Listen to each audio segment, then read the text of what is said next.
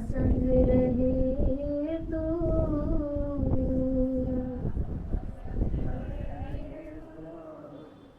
हमको छुड़ा कर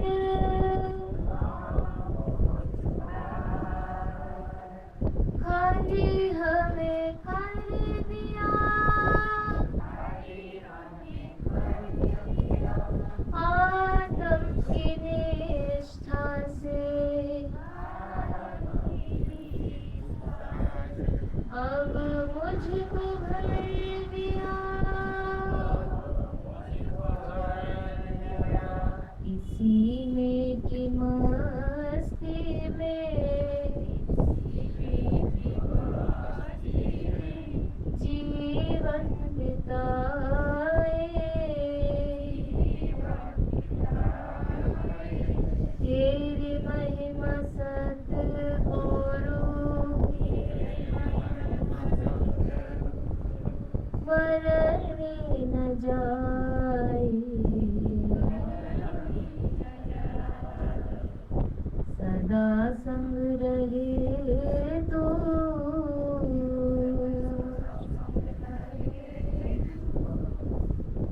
पहला था मन तूने निर्मल बना दिया माटी के देह में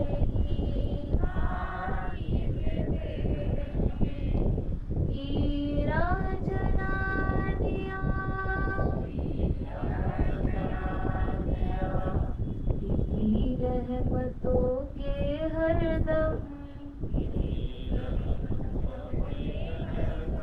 रहते हैं साए। तेरी महिमा सतगुरु वर्णने न जाए। सदा संग रहे तो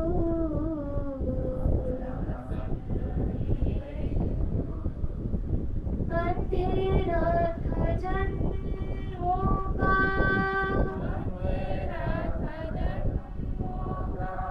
पल में मिटा दिया हृदय में ज्ञान का दीपक जला दिया। तुमसे ज्योति पाकर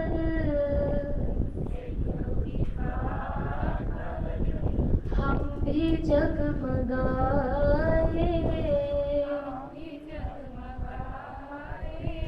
तेरी महिमा सतगुरु वर्णने न जाए। सदा संग रहे तो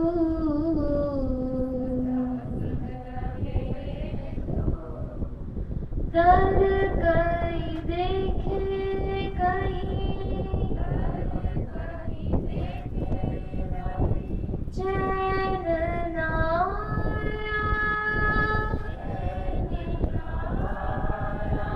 किसी ने भी प्रभु को ना मैं रूप जनाया। निज घर में दिया तूने अनुभव कराए। तेरी महिमा सतगुरु वर्णने न जाए। सदा संग रहे तो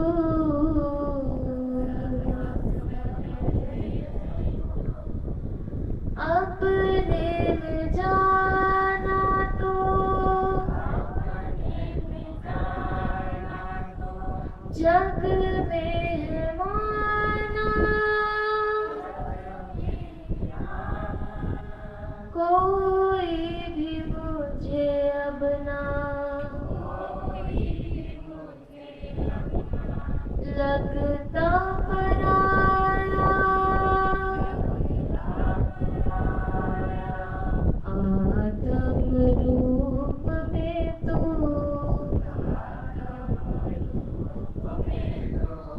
सब में समाए, तेरी महिमा सतगुरु वर्णि न जाए। सदा संग रहे तू,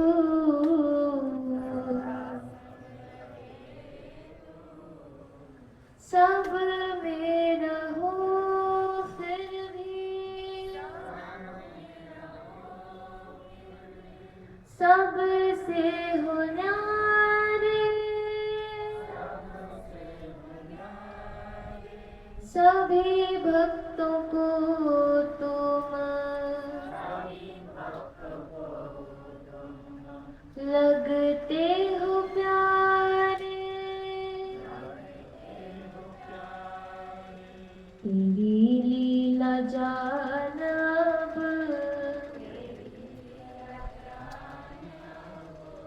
हम भी मुस्कुराए,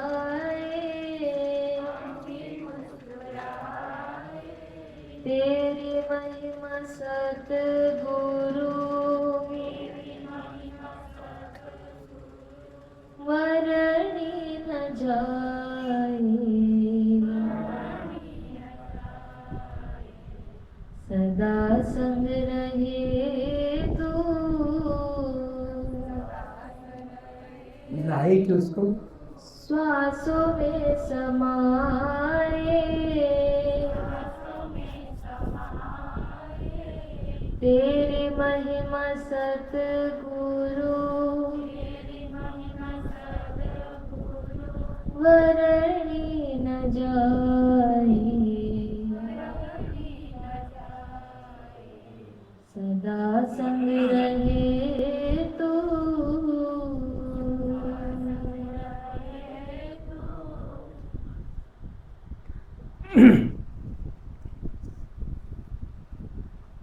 श्रोताओं के रूप में उपस्थित दिव्य पुण्यात्माओं के चरणों में नमन।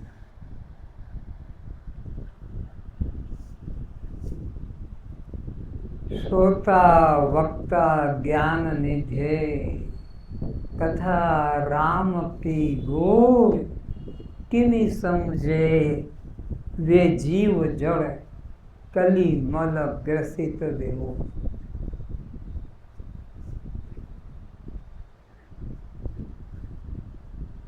राम की कथा, परमात्मा की कथा, आत्मा की कथा, सत्य की कथा हर कोई नहीं समझ सकता।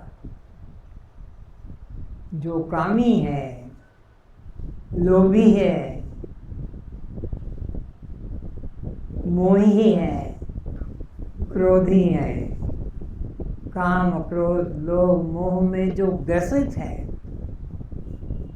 ऐसे मूढ़ लोग, ऐसे पापी लोग सत्य की कथा को श्रवण ही नहीं कर पाएंगे, समझ ही नहीं पाएंगे। ज्ञान के जो भंडार है, श्रोता वक्ता ज्ञान के भंडार हैं, उनको समझने की भूख है और उनको समझाने की भूख है, दोनों तत्पर हैं।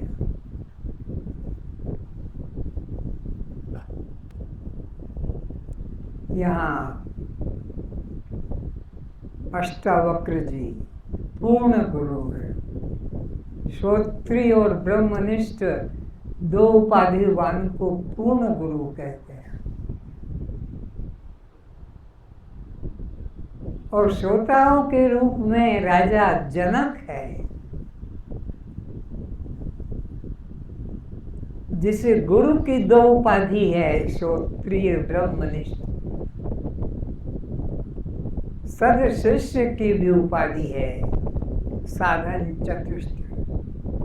विवेक, वैराग्य, शम दम, तितिक्षा, श्रद्धा, उपरामता, समाधानता, ये 6 चीजों के मिले हुए को षट संपत्ति कहते हैं। जैसे संपत्ति संसार में वस्तु खरीदने में परम आवश्यक है। संपत्ति नहीं होगी तो आप बच्चों का खिलौने वाला जो गुब्बारा है वो भी नहीं खरीद सकोगे। उसके लिए भी 10 पैसा तो कम से कम रखा ही होगा उसमें। तो परमात्मा को पाने की जिनके मन में जिज्ञासा है, वो साधन संपन्न होना चाहिए। विवेक,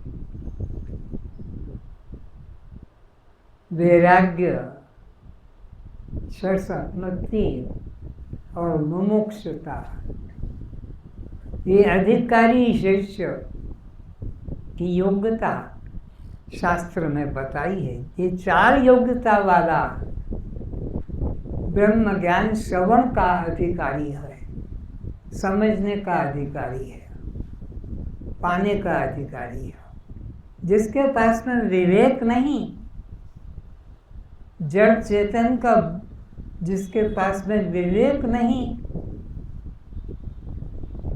जिसको संसार के भोगों में वैराग्य नहीं, जिसको शम दम तितिक्षा श्रद्धा उपरामता और समाधानता, ये 6 षट संपत्ति नहीं है, वो मोक्ष का अधिकारी नहीं, वो वेदांत तत्व का श्रवण का अधिकारी नहीं। तो ये 6 संपत्ति को षट संपत्ति कहा। तीसरे नंबर की है ये शम दम षट संपत्ति, और चौथा है मोक्ष की इच्छा। केवल मोक्ष की इच्छा। गुरु के पास में जा रहा है तो परीक्षा में पास हो जाऊंगा, चुनाव में जीत जाऊंगा,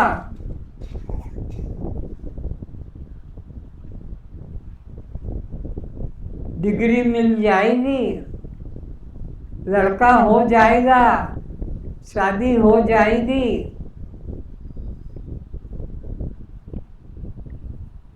परीक्षा में पास हो जाऊंगा, ये मोक्ष का अधिकारी नहीं। मुमुक्षुता, केवल मोक्ष को ही, परमात्मा को ही पाने की कामना जिसमें है उसको मुमुक्षुता कहते हैं। तो जैसे पूर्ण गुरु में 2 उपाधि है, श्रोत्री और ब्रह्मनिष्ठ, उसके बिना वो गुरु कहलाने का अधिकारी नहीं, उपदेश करने का अधिकारी नहीं। तो जैसे गुरु बनने के लिए श्रोत्री ब्रह्मनिष्ठ 2 उपाधि जरूरी है, इसी तरह उस ब्रह्म विद्या को सुनने के जो पात्र हैं वो भी साधन चतुष्ट होते हैं। साधन चतुष्ट का मतलब विवेक, वैराग्य, षट संपत्ति और मुमुक्षुता। तब गुरु उस पात्र को श्रवण, मनन और निध्यासन, वेदांत तत्व का श्रवण, मनन और निध्यासन कराता है। श्रवण क्या? वेदों के महावाक्यों का तात्पर्य से निश्चय कर लेना, यही सत्य है और कोई सत्य नहीं। यही जीव और ब्रह्म की एकता का बोध ही ज्ञान ही सत्य है। श्रवण वेदों के महावाक्यों का तात्पर्य से निश्चय। फिर महावाक्य क्या है? जिन वाक्यों के द्वारा जीव और ब्रह्म की एकता, अलग अलग का जो भान था, जीव और ब्रह्म की एकता का ज्ञान जग जाने को श्रवण कहते हैं। तो फिर श्रवण के बाद में क्या होगा? ये मनन करेगा। कैसा मनन? जीव और ब्रह्म की अभेद की साधक और जीव ब्रह्म के भेद की बाधक युक्तियों के द्वारा अहम ब्रह्मास्मि का निश्चय करना। एक ब्रह्म का, अद्वितीय ब्रह्म का निश्चय करने को मनन कहते हैं। जब श्रवण होगा फिर मनन होगा। श्रवण ही नहीं हुआ तो मनन किसका करेगा? श्रवण होगा तो मनन करेगा, और मनन करेगा तो फिर वो निधिध्यासन कर सकेगा। ये क्रम बता रहा हूँ। वेदांत ज्ञान का जो अधिकारी होता है उसकी सीढ़ियाँ बता रहा हूँ, किस सीढ़ियों से चढ़कर और वो निधिध्यासन तक पहुँचेगा। तो अभेद की साधक और भेद की बाधक युक्तियों के द्वारा अद्वितीय ब्रह्म का निश्चय करना, इसको निधिध्यासन कहते हैं। तब जाकर ये चारों वेदों के चार महावाक्य, श्रवण मनन निध्यासन के बाद में चारों वेदों के चार महावाक्य, कौन कौन से महावाक्य हैं? जिन वाक्यों में जीव और ब्रह्म की एकता का बोध कराया जाता है, बस उसी को महावाक्य। हजारों महावाक्य हैं, उसमें से चुना है तो यजुर्वेद के बृहदारण्यकोपनिषद से अहम ब्रह्मास्मि, मैं ब्रह्म हूँ, पक्का, कोई संशय नहीं। अथर्ववेद के मांडूक्योपनिषद से अयम आत्मा ब्रह्म, ये आत्मा ही ब्रह्म है, आत्मा ही ब्रह्म है, इसमें संशय नहीं। ऋग्वेद के ऐत्रेय उपनिषद के 3रे अध्याय के अंदर फिर कहा प्रज्ञानम ब्रह्म, ये ज्ञान स्वरूप आत्मा ही ब्रह्म है। प्रज्ञानम ब्रह्म, ये ज्ञान स्वरूप आत्मा ही ब्रह्म है।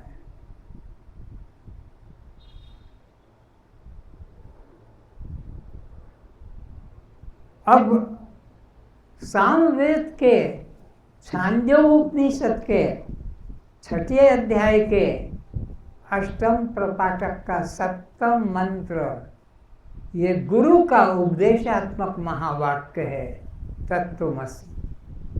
तत्त्वमसि ये शिष्य का नहीं है, शिष्य तो अनुभव करेगा अहम ब्रह्मास्मि रूप में, अहम आत्मा ब्रह्म के रूप में, प्रज्ञानम ब्रह्म के रूप में। ये शिष्य के तरफ की क्वालिटी बताई, लेकिन गुरु उपदेश जो करता है वो महावाक्य है, और वो उपदेशात्मक महावाक्य है, वो शिष्य का नहीं है, गुरु का है। तत्त्वमसि, अरे जिसे तू ढूंढ रहा है, जिसे तू खोज रहा है, कष्ट पा रहा है जिसे परमात्मा को पाने का, वो कोई तुझसे अन्य नहीं, वो तुझसे कोई भिन्न नहीं, वो तू ही है, वह तू ही है।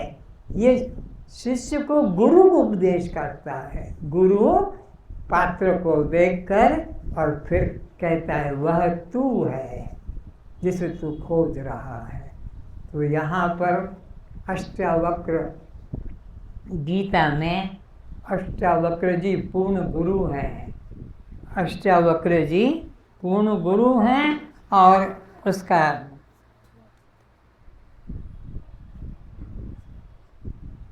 धन्यवाद।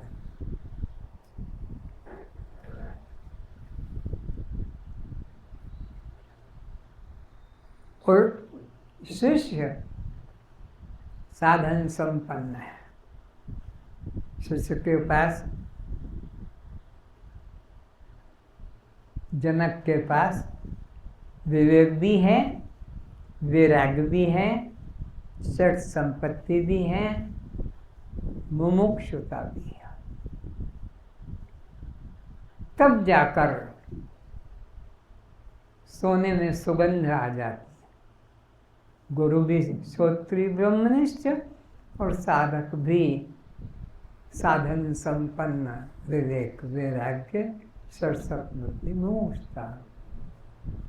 तो अब हम सुनेंगे अष्टावक्र जी के द्वारा क्या उपदेश करते हैं। पहले एक वाक्य द्वारा जीव के बंधन का कारण को कहा और दूसरा वाक्य कहकर मुक्ति के लक्षण को बतलाते हैं। फिर से पहले एक वाक्य के द्वारा जीव के बंधन के कारण को कहा। पहले एक वाक्य के द्वारा उन्होंने जीव के बंधन को बताया कि जीव का बंधन किस वजह से है, अज्ञानता के कारण। और अज्ञानता क्या है, अपने को कर्ता भोक्ता या जीव मानना या मन मानना या देह मानना। मुख्य है देह को जो मैं मानता है, बस वो आत्महत्यारा है। बार बार इस शब्द को मैं दोहराता हूँ। ये शब्द का प्रयोग सब कोई नहीं करते। आत्महत्यारा, ऐसा पापी जो आत्मा की हत्या करने वाला।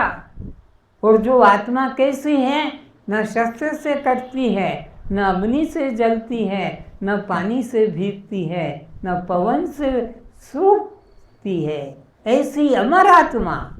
अमर क्योंकि उसको मार नहीं सकता, कोई उसकी हत्या कर नहीं सकता। उस आत्मा की जो अमर है, ये पापी जो देह अपने को मानता है आत्महत्यारा है। कितना बड़ा पाप कर रहा है, कल्पना नहीं कर सकते हो। इतना बड़ा पाप जो अमर आत्मा है, जिसको अग्नि जलाती नहीं, शस्त्र काट नहीं सकता, पानी भिगो नहीं सकता, पवन सुखा नहीं सकता, उस अमर आत्मा का ये हत्या करने वाला पापी है, जो अपने को स्त्री या पुरुष या मनुष्य या ब्राह्मण क्षत्रिय वैश्य शूद्र या उड़िया बंगाली मारवाड़ी गुजराती तेलुगु बिहारी या कोई इंजीनियर डॉक्टर मास्टर प्रोफेसर व्यापारी जुलाहा सुनार सुतार आदि कर्म का कर्ता मानता। तो इस तरह से आत्महत्यारा यह जीवात्मा। शरीर तो कुछ करता ही नहीं है, करने वाला तो मन ही करता है, जीव भी करता है। तो ये आत्महत्यारे की गति को प्राप्त करता है कौन? जीव, जो अपने को शरीर मानता है। शरीर में सब भेद आ गए, स्त्री पुरुष के, गोरे काले के, लंबे छोटे के, दुर्बल मोटे के, और इसी प्रकार 4 जाति वाले, ये 4 आश्रम, ब्रह्मचारी, गृहस्थी, वानप्रस्थी, सन्यासी। किसी आश्रम वाला माने, किसी जाति वाला अपने को माने, किसी अवस्था वाला अपने को माने, आत्महत्यारे। और ये आत्महत्यारा ही ब्रह्म हत्यारा हो जाता है। कब हो जाता है? जब परमात्मा को किसी मूर्ति में मानता है। ये राम भगवान, ये कृष्ण भगवान, ये शंकर भगवान, ये ब्रह्मा, ये विष्णु, ये शंकर, ये दुर्गा, ये गणेश, ये काली, ऐसी जिनकी मान्यता है मूर्तियों में, वो धातु की मूर्ति में, चाहे वो पीतल हो, तांबा हो, सोना हो, कि काठ हो, कि लोहा हो, कि माटी हो, जो मूर्तियों में परमात्मा मानता है, ये परमात्मा, ये परमात्मा, ये परमात्मा, और अपने को उससे अलग मानता है, ये ब्रह्म हत्यारा, ये ब्रह्म हत्यारा।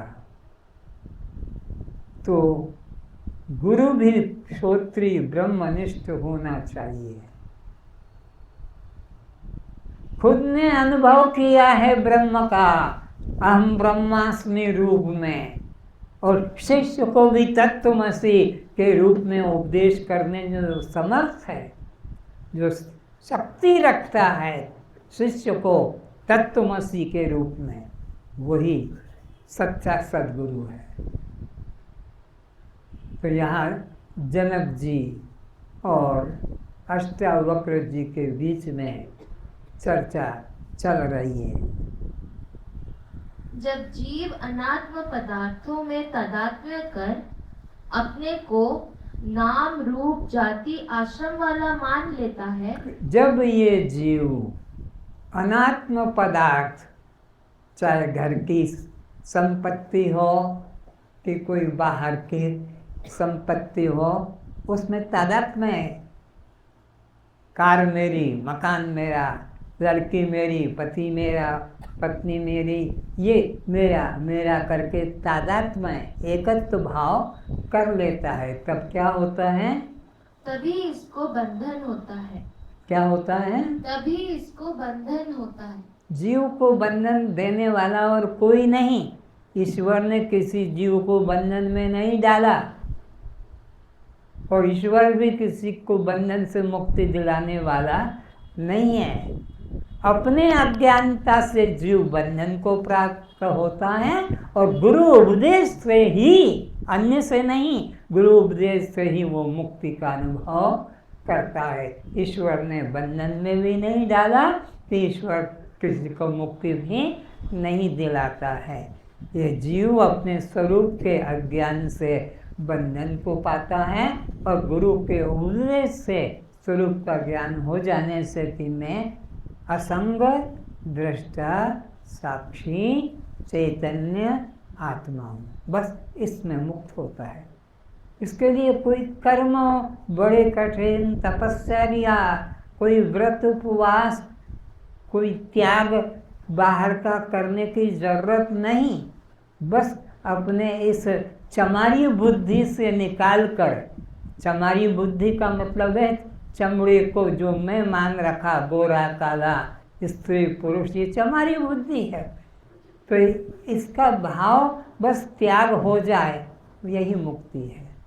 और इसका भाव, देह भाव, चमारी बुद्धि का त्याग नहीं हो रहा है, तो 84 में भटक रहा है।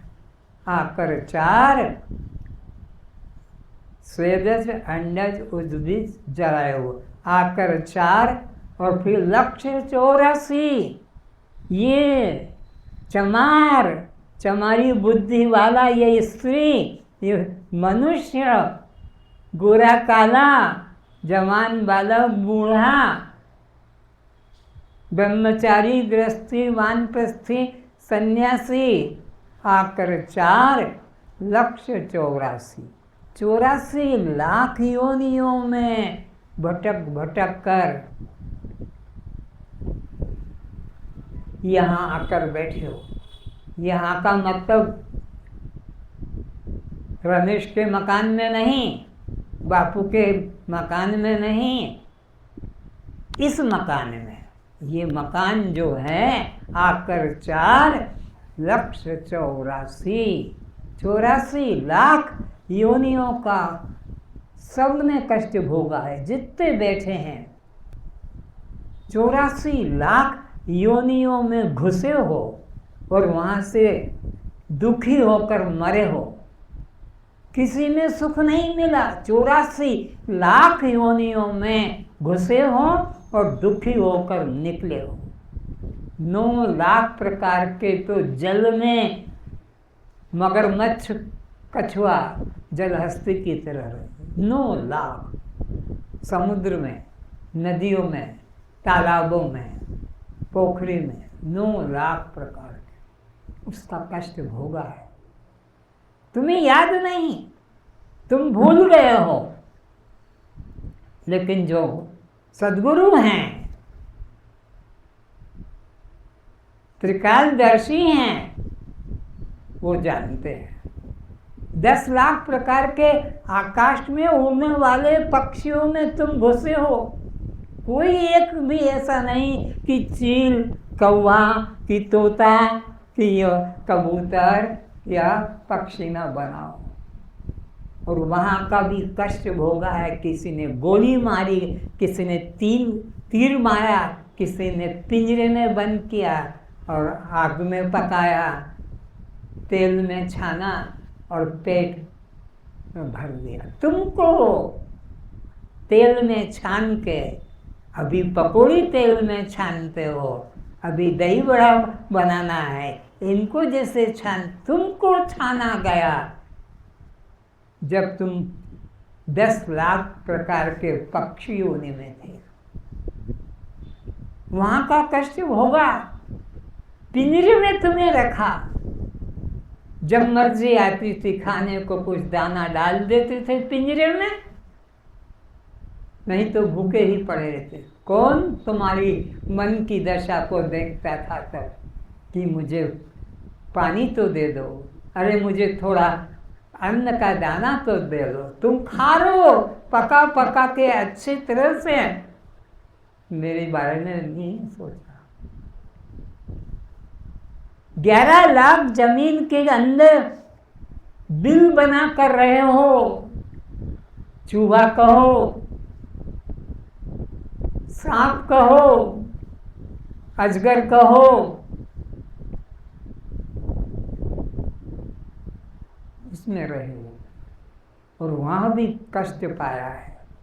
तुम्हारी हत्याएं की गई है, काटा गया है तुमको। कैसा कैसा कष्ट भोग कर आज बाबू बन के बैठे हो यहाँ। ये तुम्हारा बाबूपना दिखावा है।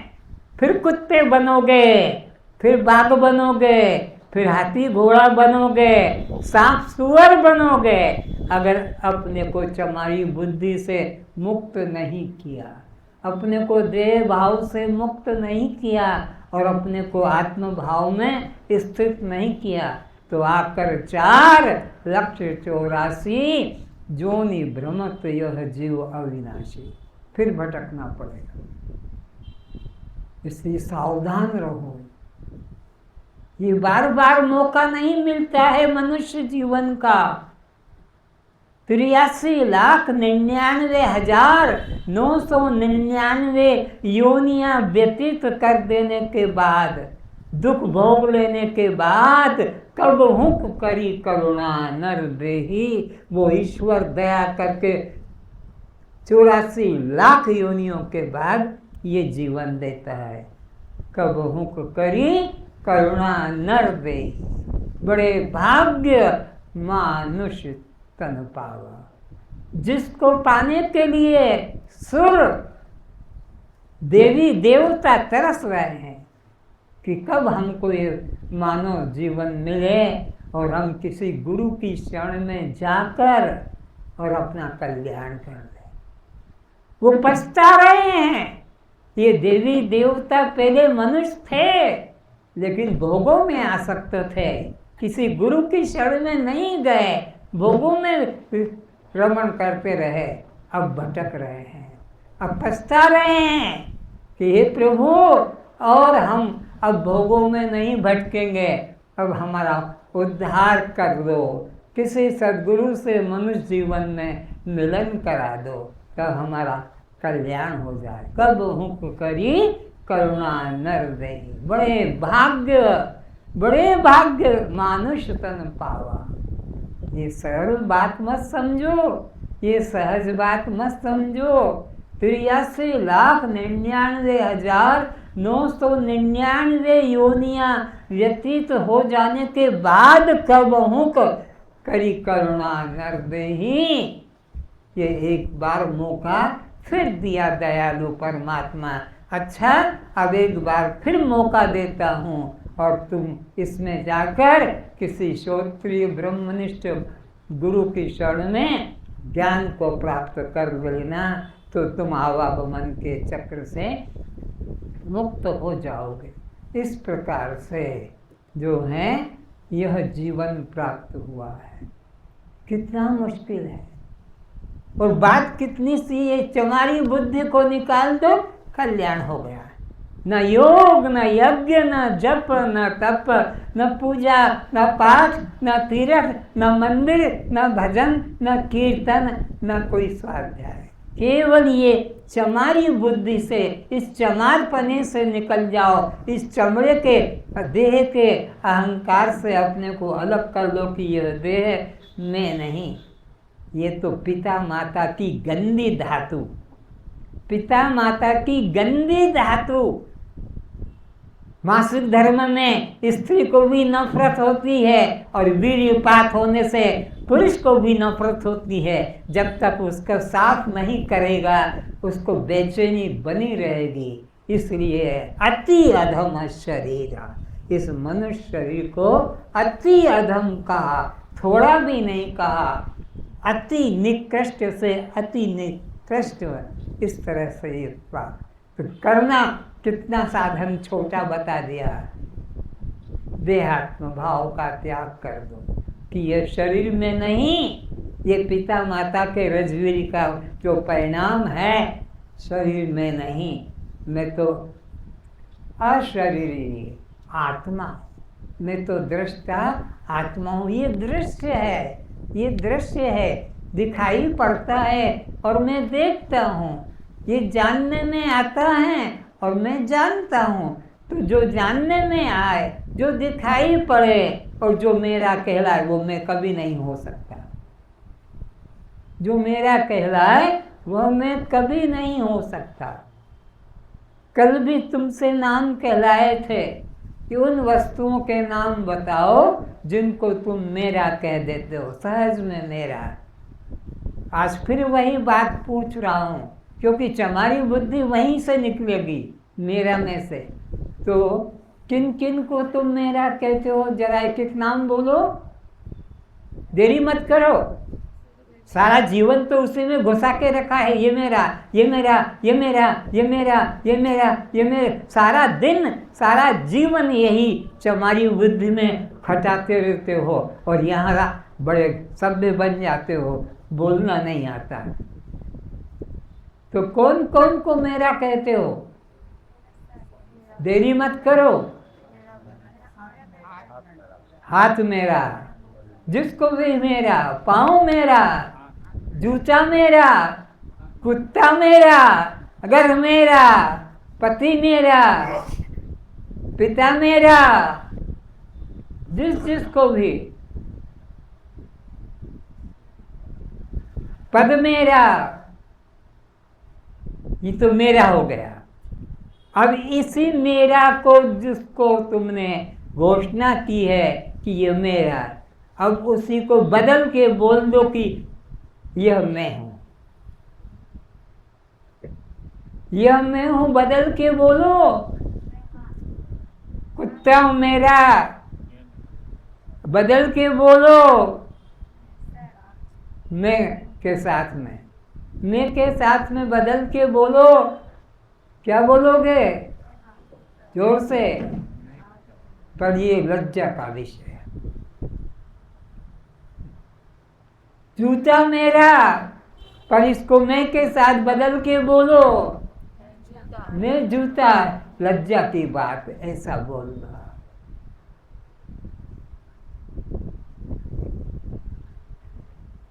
टट्टी मेरी, इसको बदल के बोलो मेरे साथ। मैं टट्टी, कितनी गंदी बात, मैं टट्टी, क्योंकि जो मेरा है वो मैं कभी हो नहीं सकता। जो मेरा है वह मैं कभी हो नहीं सकता। तो देह मेरा, तो मैं देह मेरा कहा तो मैं देह हूं नहीं हूं। कितना कितना सरल गणित है, दो दो चार की तरह। छोटे बच्चे को भी आ बोलना आ जाता है, दो दो चार कहना आ जाता है। इतना सरल ये विज्ञान कि जो मेरा है वह मैं कभी बोलो लेकिन मान रखा है। इस तुम्हारी बुद्धि को मिटा दो, तुम मुक्त हो बिना साधन के।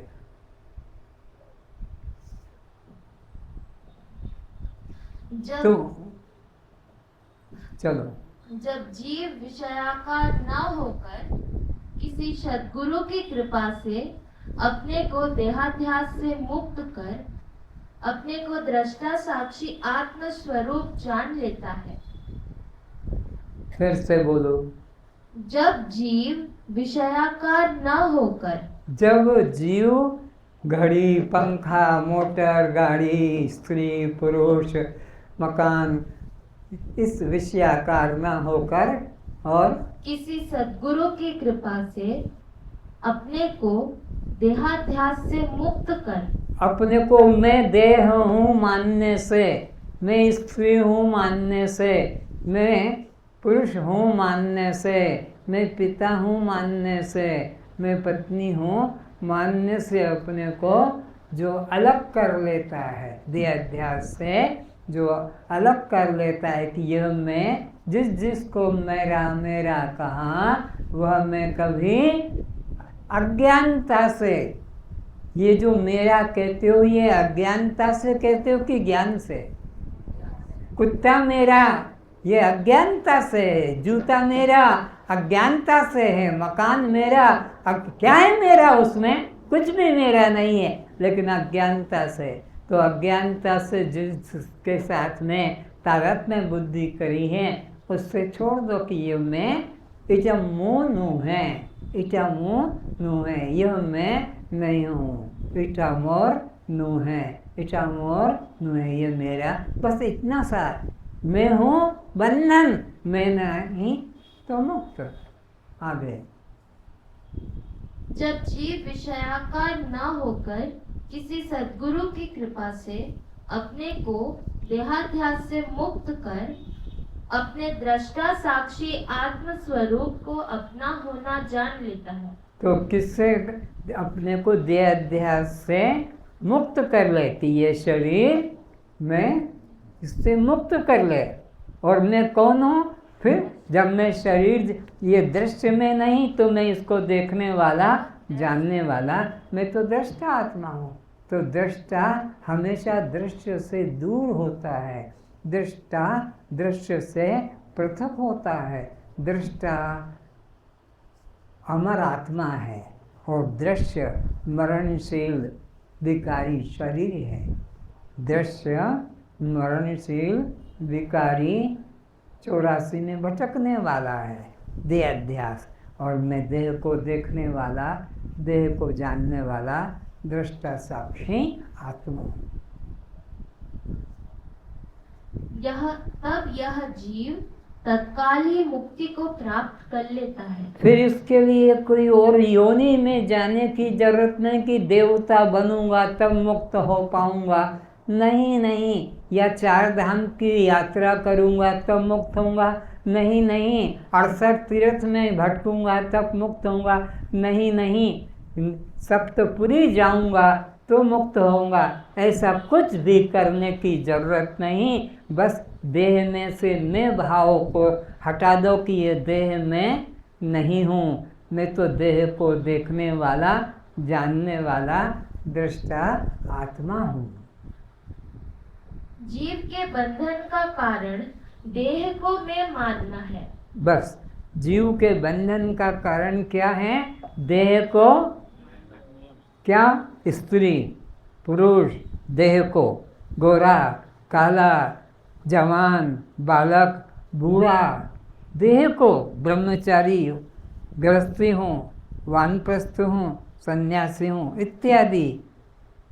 देह को मैं ब्राह्मण हूँ, क्षत्रिय हूँ, वैश्य हूँ, शूद्र मैं माना, तो देह को मैं मानने के कारण ही जीव को बंधन की प्राप्ति होती है। और देह को मैं मानना तुम छोड़ दो आज अभी, तो अभी मुक्त हो। और अगर देह को मैं करके मानते रहोगे तो अभी नहीं, अनंत जन्मों तक इसी 84 की घट्टी में पिसते रहोगे, दुख में पिसते रहोगे। किसी योनि में तुमने सुख नहीं भोगा, न भोग सकोगे। दुख की घट्टी में पिस रहे हो, चाहे कुत्ता बनो कि मनुष्य बनो कि स्त्री बनो, कि कोई भी अपने को सुखी नहीं अनुभव कर सकता। तो इस तरह से देह को मैं मानना अगर छोड़ देते हो तो अभी मुक्त हो। जब जीव जाग प्रति रात्रि सुषुप्ति में जीव का आत्मभाव में लय हो जाने से, फिर से प्रति रात्रि सुषुप्ति में जीव का आत्मभाव में लय हो जाने से वहां किंचित भी दुख नहीं होता है। बस दृष्टांत दिया जा रहा है तुम्हें खुद के द्वारा कि 3 अवस्था होती है, जागृत अवस्था, स्वप्न अवस्था और सुषुप्ति अवस्था। जब सुषुप्ति अवस्था में तुम होते हो वहां कोई संसार का पदार्थ नहीं, कोई भी, न वहाँ पिता है न माता है। कहाँ? सुषुप्ति में। सपने में तो पिता है माता है, जागृत में पिता माता पति पत्नी संसार का सब प्रपंच जागृत में भी है और स्वप्न में भी है। पर सुषुप्ति में तो किसी को भी संसार का एक भी पदार्थ, सुई से लेकर तो हाथी तक का कोई भी छोटे से छोटा और बड़े से बड़ा न वस्तु है न पदार्थ है। लेकिन उठकर क्या कहोगे? सुख से सोया, रात में दुख से सोया। आज तक बाप मर गया, माँ मर गई, पति मर गया, पत्नी मर गई, बेटी मर गए, नौकरी, सब कुछ चला गया, हाथ कट गया, टांग कट गई, लेकिन सुख से सोया। हाथ कटा वाला भी, टांग कटा वाला भी, पति मरने वाला भी, सबके अभाव हो जाने पर भी गहरी नींद में किसी को भी दुख का अनुभव नहीं हुआ। तो दुख का सामान जागृत में है।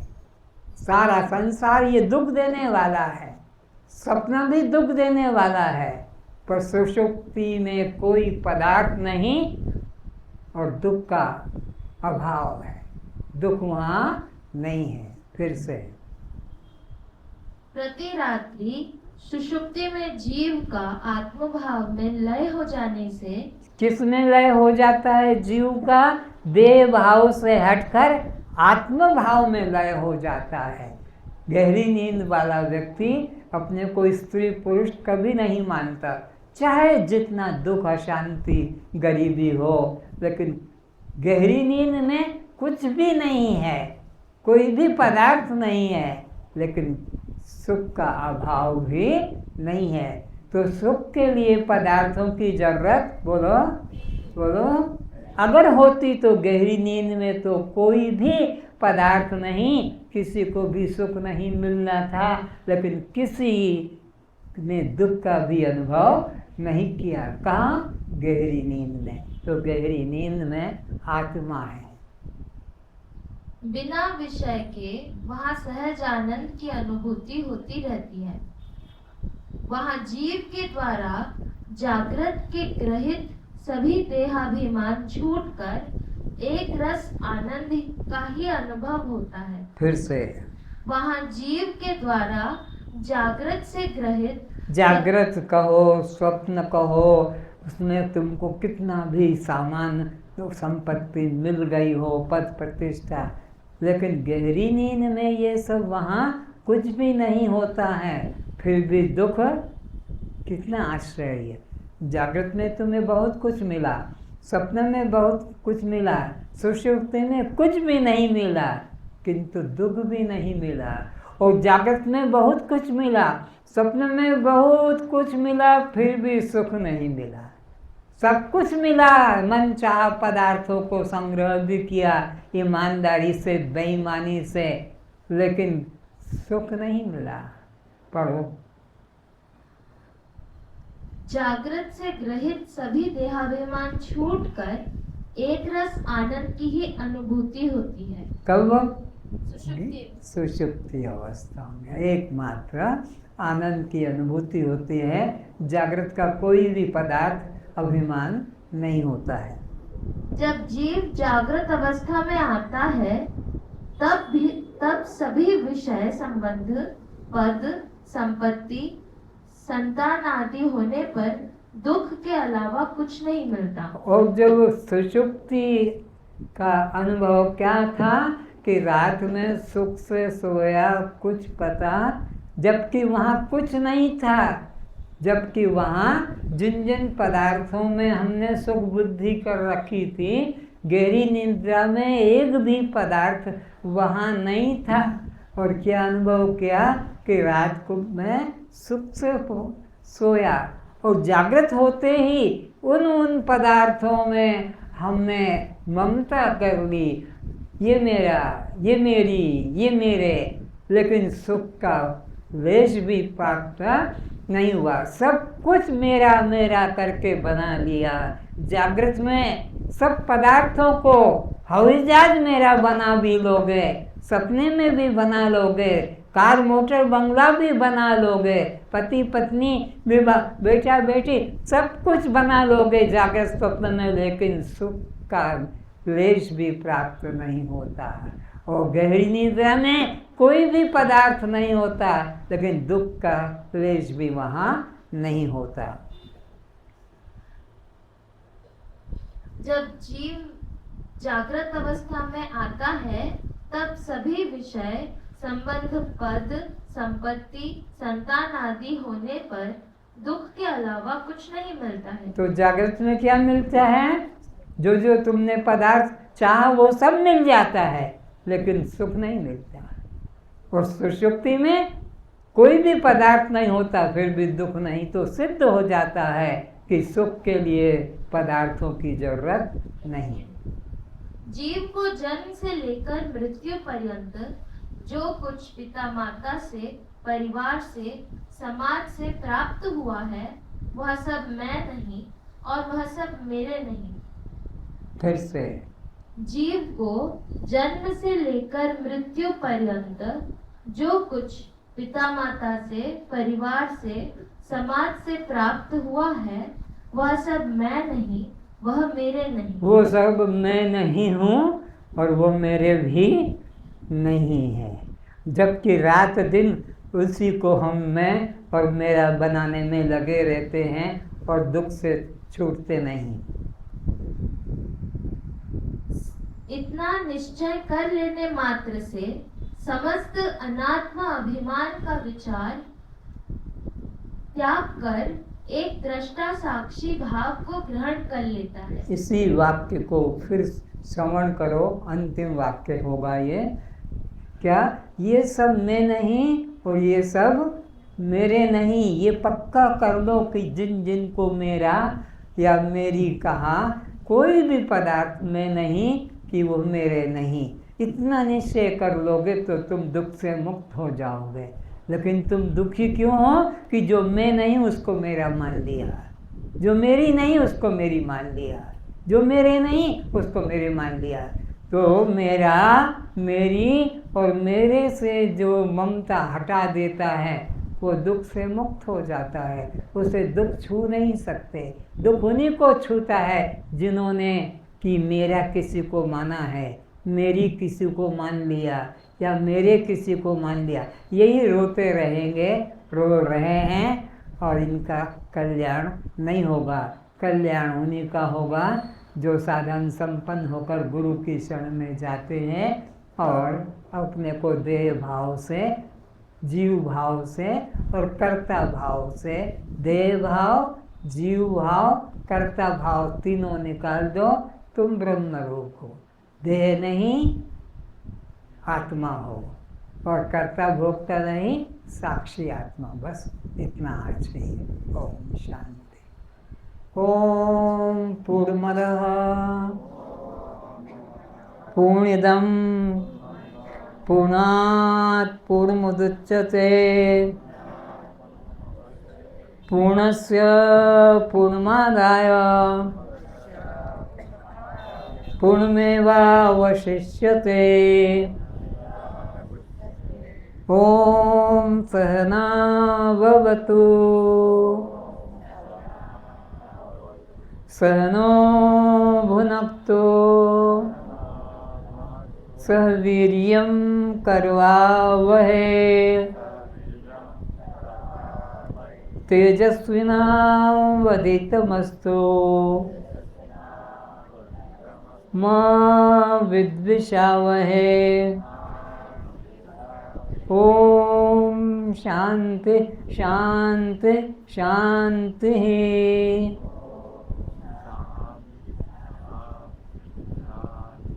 तो कस्त्वं,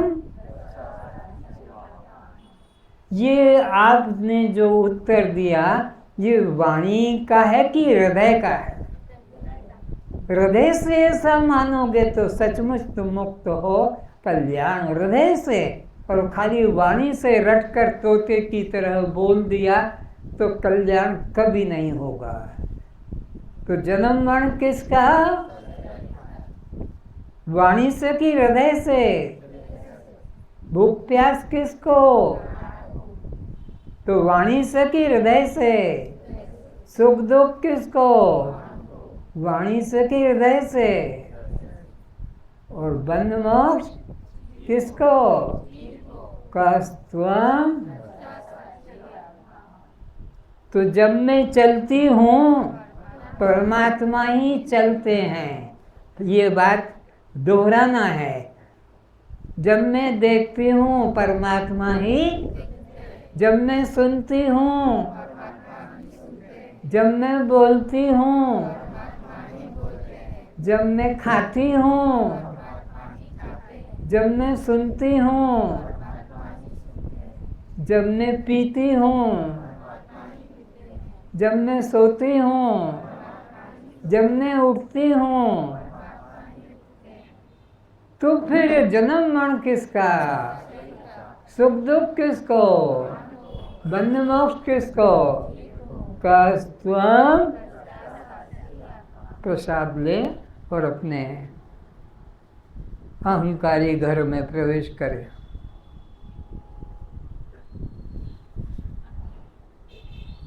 चलते चलें।